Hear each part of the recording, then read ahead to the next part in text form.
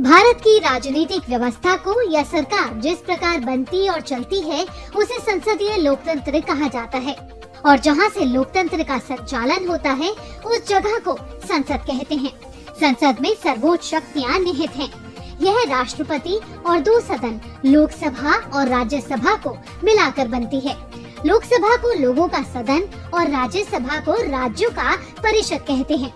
राज्यसभा को upper house और लोकसभा को लोअर हाउस कहा जाता है।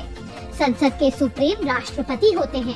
राष्ट्रपति के पास संसद के किसी भी सदन की बैठक बुलाने, सत्र की समाप्ति करने और लोकसभा भंग करने का अधिकार होता है। दोनों सदनों में पास हुए बिल राष्ट्रपति की अनुमति के बाद ही कानून का रूप ले पाते हैं। सबसे महत्वपूर्ण यह है कि जब संसद का सत्र नहीं चल रहा तब राष्ट्रपति अध्यादेश जारी कर सकते हैं। अध्यादेश का मतलब यह है कि वह कानून जो संसद में पारित हुए बिना ही लागू हो गया हो। लोकसभा, जैसा कि नाम से ही जाहिर है, ऐसा सदन जहां सदस्यों का चुनाव जनता सीधा वोट डालकर करती है।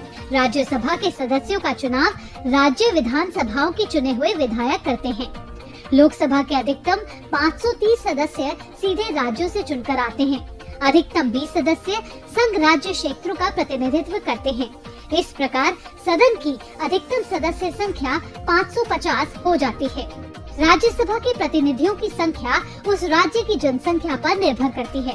राज्यसभा में 250 तक सदस्य हो सकते हैं। इनमें राष्ट्रपति 12 सदस्यों को मनोनीत करते हैं और बाकी 238 राज्यों और संघ राज्यों क्षेत्रों से चुने जाते हैं। लोकसभा के सदस्यों का कार्यकाल 5 साल का होता है। 5 साल के बाद लोकसभा खुद ही भंग हो जाती है। आपातकाल में सदन की कार्यवाही को बढ़ाया जा सकता है। यह एक बार में 1 साल से अधिक नहीं हो सकती। राज्यसभा के प्रत्येक सदस्य का कार्यकाल 6 साल का है। यह एक स्थायी सदन है जिसे कभी भंग नहीं किया जा सकता। हर 2 साल में 1/3 मेंबर रिटायर हो जाते हैं। लोकसभा के रिप्रेजेंटेटिव लोकसभा अध्यक्ष होते हैं। लोकसभा अध्यक्ष का चुनाव लोकसभा के सदस्य करते हैं।